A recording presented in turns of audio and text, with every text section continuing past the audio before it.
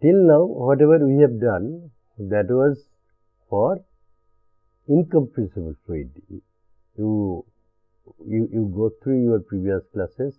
Everywhere we had said specifically the fluid is incompressible, and the problems which we had also taken were also given in such a way that the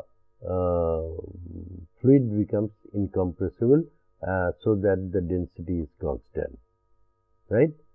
But that may not be all the time for all the fluids. There are some fluids which we can assume to be incompressible. For example, mostly we take water to be incompressible as a liquid, right? But same it may not be able to take all the time with air or some other gases. So they also come under the fluid. So for that we need to know something about the nature of the incompressibility, right? So if it is not incompressible, if it is compressible fluid, and we said the difference between compressible and incompressible is that in incompressible fluid, the density change with pressure is not significant, right? It is not significantly changing. But if the density, and generally if it is within 10%, it is taken to be incompressible. If the change is even within 10%, it is taken to be incompressible for all practical purposes. But if it is not within 10% or if it is beyond that, then we can no longer say that the density is constant, which is not getting affected by the application of the pressure, right? So in that case, we have to say that okay, this is incompressible fluid, and where the density is not changing, and constant we can assume density, etc. But when it is not that it is changing with the pressure, then we need to say no, the pressure is getting changed, and that way we can say that density is also changing, so it is no longer incompressible. So then it becomes compressible. So now let us come to compressible fluid flow, right? Now Bernoulli's equation, I hope we remember.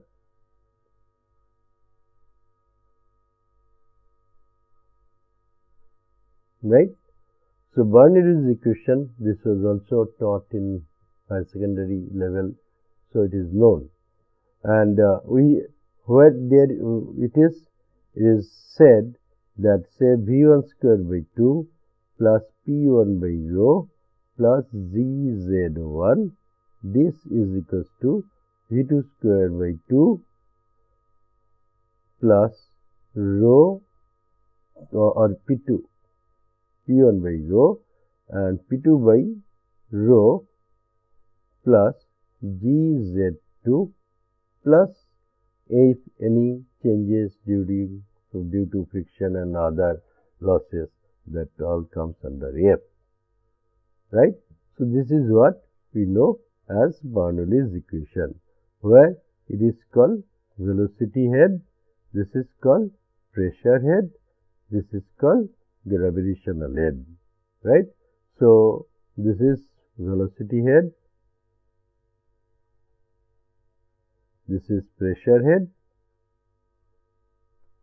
and this is called gravitational head, right? So in that case, once we know them, we can write the Bernoulli's equation in that form. Now if we rearrange this equation and write like this, V2 square minus V1 square by 2, right? This is one term, plus P2 minus P1 by rho, this is another term, plus G Z2 minus Z1, right, plus say all these factors come into frictional or other losses equals to F is equals to 0, right. So, this rearranging, now this we can also rewrite as integration between 1 to 2 v dv, right, plus integration between 1 to 2 dp by rho, right, plus integration 1 to 2 g dz plus integration between 1 to 2 points df. This is equals to 0, right. How did you write? So, this is nothing but the expanded or integral for integration of this v dv as v2 square minus v1 square by 2. Similarly, this is p2 by rho minus p1 by rho. Similarly, this is g into z2 minus z1 and this is f as df, right. So, this is called definite integration within the boundary 1 to 2 point, right. Now, if we remove the boundary and if we make it generalized differential form, then we can write v dv plus dp over rho plus dz, g of course, g dz plus df, this is equals to 0, right. Now, if we assume that the flow is occurring in horizontal pipes, right, then this dz term goes out. If it is horizontal, if it is had it been vertical, then it would have been that what is the value of z, right, or what is the value of z that would have come. But if it is not vertical, then if it is horizontal, there is no z, so z is equals to 0 or dz equals to 0. We can neglect this term. So, we can write v dv plus dp by rho plus df is equals to 0, right. So, this is true. Now, let us define that capital V is equals to 1 by rho, right. Rho is kg per meter cube. So, 1 by rho will be meter cube per kg. So, this is called specific volume, right. This capital V is nothing but specific volume. So, anything per unit mass is becomes specific, like heat, specific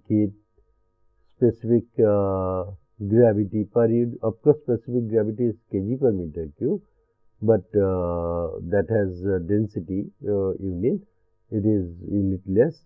So, specific heat, then specific energy consumption, all these are per unit mass. So, when it is per unit mass, then it is called the specific of that thing. In this case, since meter cube per kg, so it is a specific volume, right. So, once we know that and once we substitute rho with V, then we can write V dV plus 1 by rho is V. So, capital V dP plus dF. Now, this F, you remember, we had in earlier class also said that delta P F is equals to 4 F rho L by D P square by 2, right. This was there. Now, if we say that whatever F value, that total F losses is due to the frictional loss, then we can substitute this with the dF, right, as 4f, right, and v square by 2 and L by D, right. So this if we substitute there, then we get V dV plus V dP plus 4f v square by 2 L by D. This is equals to 0.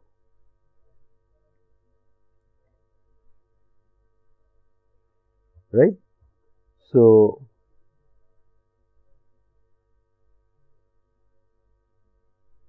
here we are assuming that all the losses, whether friction loss, friction loss, all the losses are combined in dF, and in that case delta F by rho.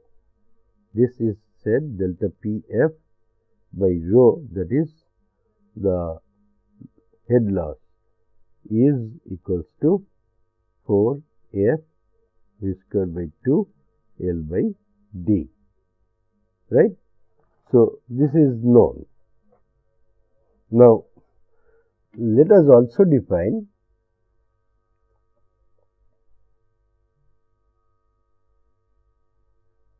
another term called capital G, right. This capital G is equals to rho into V. That means rho is 1 by capital V is V by V.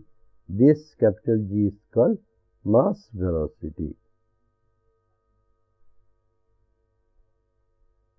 right. So, this capital G is called mass velocity. So, if we know G is V by V, then we can write dV is equals to G dV, because this mass velocity is a constant, right. If rho increases, V decreases. If V decreases, rho increases, right. Rho increases, V decreases, rho decreases, V increases, right. Then the product remains constant, and in that case this is dV is G dV, right.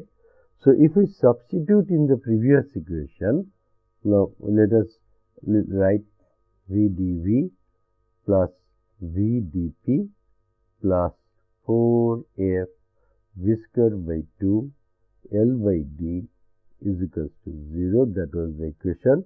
So, in this if we substitute dV with G dV, then we get, okay, this was V dV small, okay. So, V, so that V we have substituted to be equals to G into capital V, right. So, this GV, then we can write GV, and dV already we have seen is also G dV, right. So, then it becomes G square V dV, right, plus V dP, right, plus 4 F V square. So, G square capital V square, right, divided by 2, and this L by D we can write as dl by d. Ultimately, this L has come on integration upon dl, right. So, this is there, because L is a variable. How much is the length of the pipe? So, that is a variable. So, if it had been taken dl, so it could be ultimately L, right.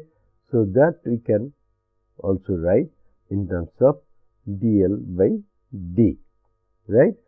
So, we have written this as G square V dV plus B dP, right, or this we can also write dP plus, okay. Now if we divide all the terms with V square, so that this V square goes out, then we can rewrite as this was G square. So, this V goes out. So, G square dV over V, right, plus this v square comes in, so v by v square, so dp by v, right, plus 4f g square by 2 dl by d, right. This is equals to 0, right. Now, for isothermal and adiabatic process, so isothermal and adiabatic processes, so we know the relation between the gas, that is pressure volume. So we know PV is equals to mRT by capital M, right. This is for isothermal case, or we can write PV by M is equals to PV by M, small m, is equals to RT by M, right. PV by small m is equals to RT by M. This is small m, right. Or we can also write P V by small m. This V by small m is nothing but capital. This is volume, this is mass, so this is capital V, right. So PV is equals to RT by M, right. Or V is equals to RT by PM, right. So if we substitute this value of V in this equation, say it has equation named B, right. So earlier if it would have been A, so if it was A, then in the equation B, if we substitute, we can write that this G square, right, G square dV by V, and integrate, of course, substituting and then integrating. So between 1 to 2, this is dV by V, right, dV by V plus this we write in terms of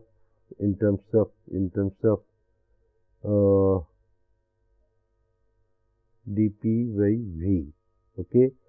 This is dP, and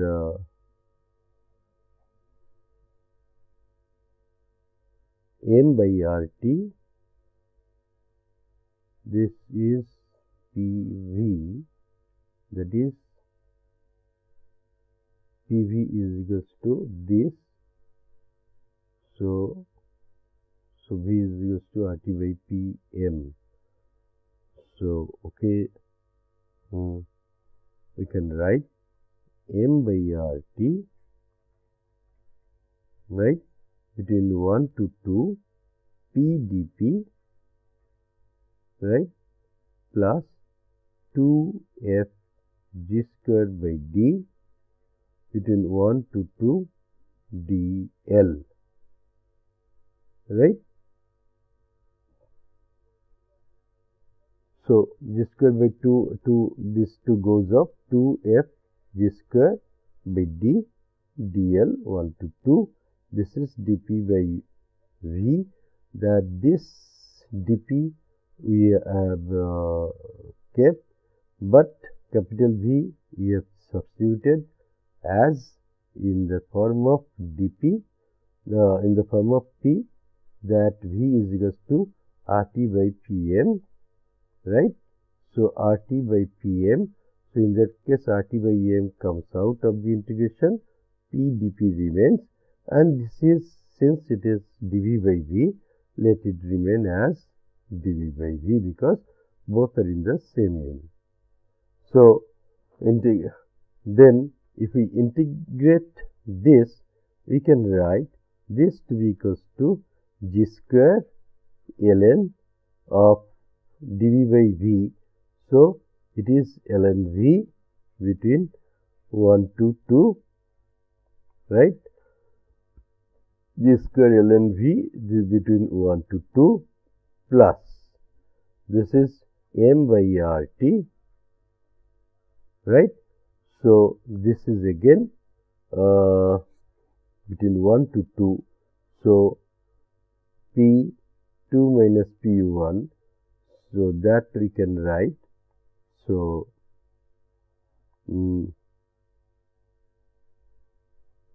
MTRN P square by 2, right.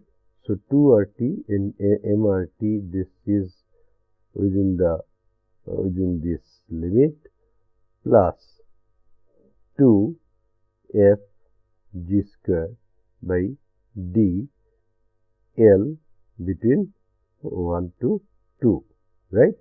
So, this we can write, this is equals to 0, this was equals to 0, this is also equals to 0. So, we can write G square, right, ln, this is V2 minus V1 means V2 by V1.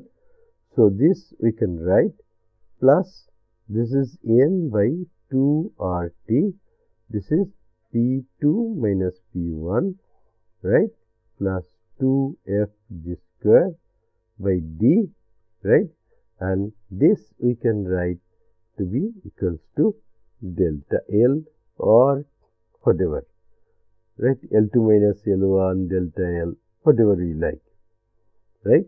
This is equals to 0. So, we can also write this as G square ln, right, P2 by V1, right. So, it is P1 V1 by T1 is P2 V2 by T2. From there, we can write V2 by V1 is equals to P1 by P2. So, ln of P1 by P2 plus this is in terms of P, m by RT or 2RT, this is in terms of P, P2 square, okay, it was square, P square, right, that we have given P square by 2. So, this was P1, P2 square, right, P2 square minus P1 square, right, and plus P2 square by P1 square, P2 minus P1 square, okay, P2 square minus P1 square plus 2F G, 2F G square delta L B by D. So, this is equals to 0, right. This on simplification we can write, or this on simplification we can write P1 square minus P2 square, this is equal to 2G square RT over M into ln of P1 by P2, right, plus 4 F G square RT delta L over D M, right, where of course we know the values, where of course we know the cases, that this G is the mass velocity, right, G is the mass velocity, capital V is the specific volume, right, M is the molecular weight of the gas, and P1, P2 are the pressures at the 2 points. Delta L is the length through which it is flowing or moving. R is the universal gas constant. D is the diameter through which the fluid is flowing, right. So, if we know some of them or most of them, we can know one unknown, right, because this is one equation. So, we can find out from one equation only one unknown. It cannot be that multiple unknowns can be found out, but in many cases if it is more than one, then by trial and error we don't know the solution. So, by trial and error the solutions also can be found out, and then the right it is just finding out root like that, finding out root of an equation. So similarly, what is the finding out? It's nothing but finding out the solution and the root of the equation. That means that what is the value, exact value which is satisfying the equation. So if that can be done, then we can say yes, for the compressible fluid flow, we can now find out the pressure drop, or we can find out the individual pressures. If one is known, the other can be found out.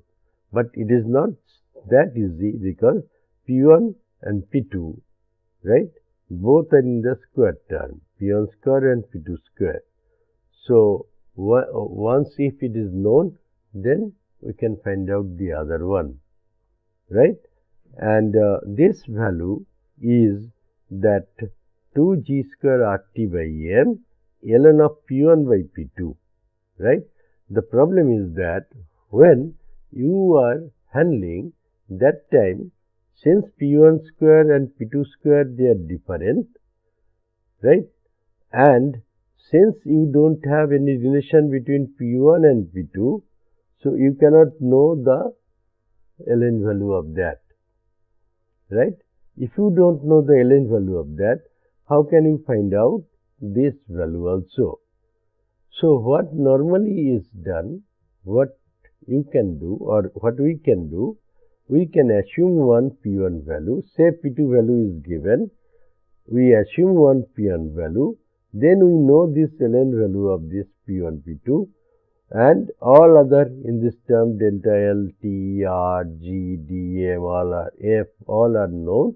So this quantity is known, and if we see that assuming this P1, whatever be the value, this value is becoming much more smaller compared to this, right?